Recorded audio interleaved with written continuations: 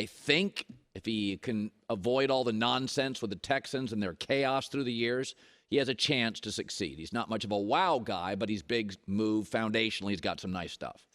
The fact that he wasn't great against Belichick is not a story. Rookie quarterbacks against Bill Belichick are 6-24, complete 55% of their throws, throw almost twice as many interceptions and touchdowns, and have a passer rating at 64. Bill is the greatest defensive coach ever. Not a shock that the Texans, in a rebuilding state, look bad offensively. At least CJ Stroud did. Facing Belichick as a rookie is like teaching your kid how to drive in New York City. It's really fast, and mistakes are inevitable.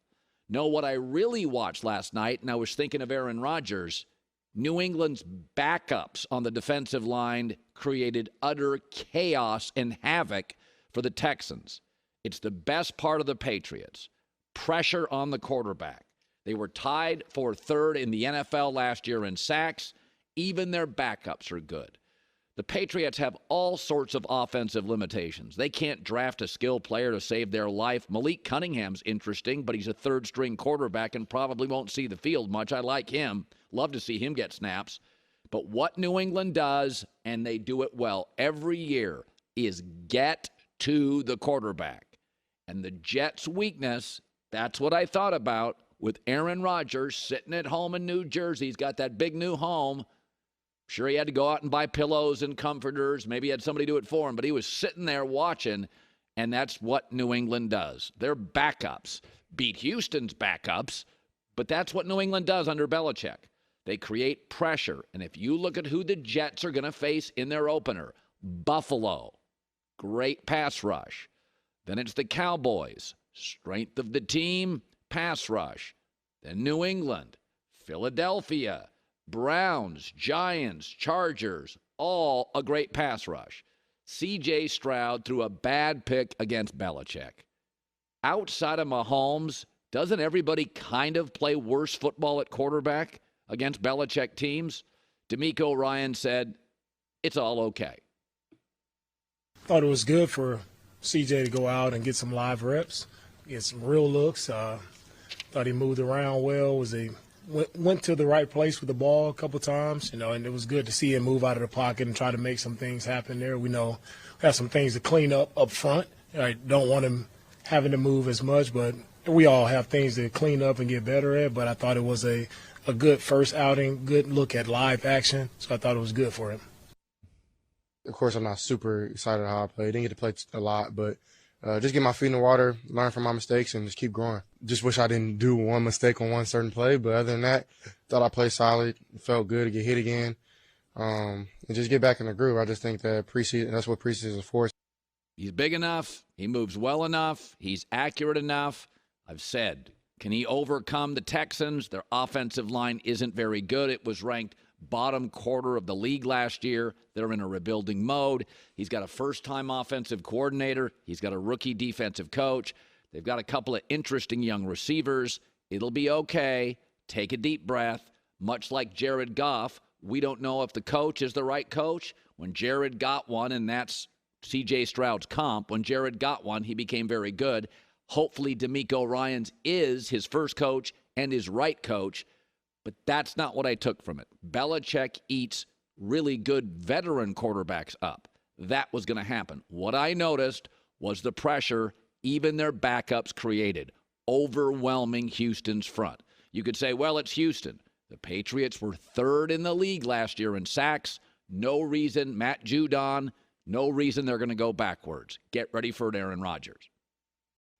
Well, speaking of stars, Phil Mickelson yesterday at the end of the show, we touched on it. There's a new book out by a man named Billy Walters.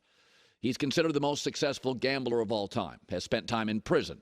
And he's got some scores to settle, and he dropped a few bombshells that Phil Mickelson bets a lot. Well, there's a reason in Vegas parlance they call them whales and not goldfish. Rich people, memo, bet a lot. Michael Jordan bets a lot, too. I mean, it's legendary, right? Rich people bet a lot. They don't play penny slots. They're not at the $5 table. Blackjack, that's where I sit. Phil Mickelson in the book says he considered betting on the Ryder Cup, although Phil adamantly denied that yesterday. And here's the thing about Phil. I've been riding this 30-year roller coaster with him. Love him, drives me nuts, talented, reckless, enduring, flawed, interesting, mostly owns it. I'm here for him. He's a big character who takes big swings, big consumer, food, wine, golf, and apparently betting. Yeah, he bet a lot of money. 25 years ago, I remember being in a sports book, I think it was the Las Vegas Hilton, and somebody told me that Phil Mickelson was maybe the biggest bettor in Las Vegas. Again, he was a whale. All right. He's pulling in $50 million a year. I think last year he made $106 million. So what? He's not a quarterback. He's not a tight end. He's not a point guard. He's not a goalie. He's like a boxer. He's an independent contractor. He doesn't have responsibilities to teammates or coaches or coordinators, an owner, a general manager. He's never gotten along with the PGA, and the PGA itself's only a charity. He's a boxer. I've got some interesting stories on boxers. UFC stars, they're independent contractors. And that's what Phil Mickelson is. Even the biggest claim, the Ryder Cup. He was going to bet the Ryder Cup. Phil Mickelson says, I didn't bet the Ryder Cup. Phil Mickelson talks. Alan Shipnuck wrote a book called Phil on the show in a couple of hours. Phil just talks. He's the jokester. He makes big bets, big claims. Nobody knows half if they're true. So if somebody who spent time in prison says, with scores to settle, that guy was going to bet on the Ryder Cup, prove it to me.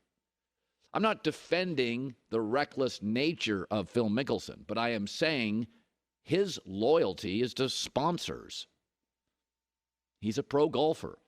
The PGA is a charity, and the PGA never treated stars the way they should have been until the LIV Tour was created and now exists. Suddenly, the PGA has reworked the books a little to take care of their stars. And Greg Norman, who runs the LIV Tour, and Phil Mickelson, one of their stars, have pushed back on the tour forever. There's nothing in this book that shocks me. Phil Mickelson bet over $1 billion and lost $100 million. I think last year he made more than $100 million. Again, memo, rich people bet a lot.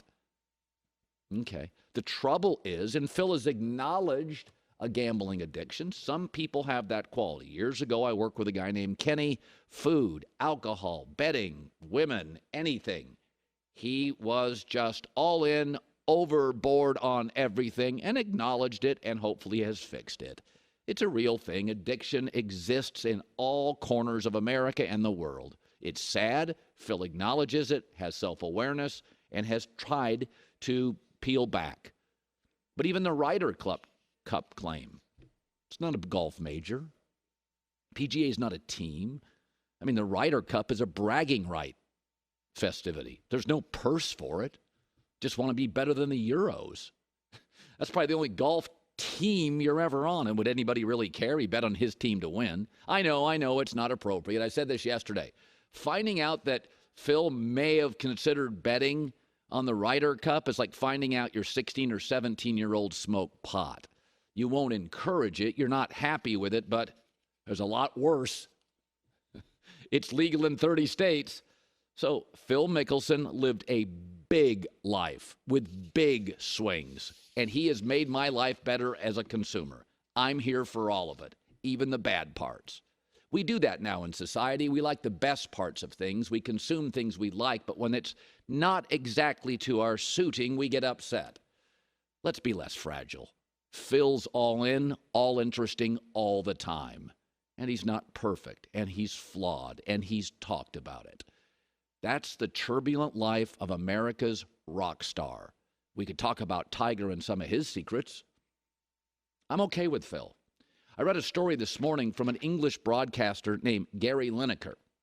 And it's funny how we look at gambling sometimes. It's bad, right? Lineker, the broadcaster, talked about his friend Queenie overseas. Michael Jordan was over there, and they were going to go golf, Michael Jordan and Queenie.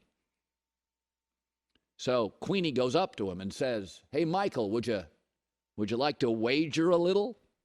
"Sure, man." "How much you want to play for, Michael?" Michael puffed on a cigar, looked straight at him, and smiled. Whatever makes you uncomfortable, man. That's a cool story.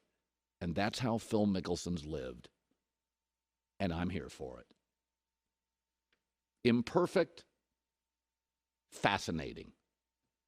I'm okay with it. Alan Shipnuck, who wrote the book Phil, and it's really, I've said this yesterday. I read the book Phil in an afternoon. I could not put it down. And when I read it, I know a lot of things about Phil Mickelson were unveiled to me and not all positive. And at the end of the book, I couldn't tell if I liked Phil Mickelson more or less. I couldn't tell. He's, there's a reason. I used to watch The Sopranos. I didn't want to be The Sopranos, but it was fascinating. Phil bet. He gambled. The stigma's over. Supreme Court ruled it's okay. Now, you could say it wasn't when he did it, but I'm supposed to be startled and shocked. I'm not.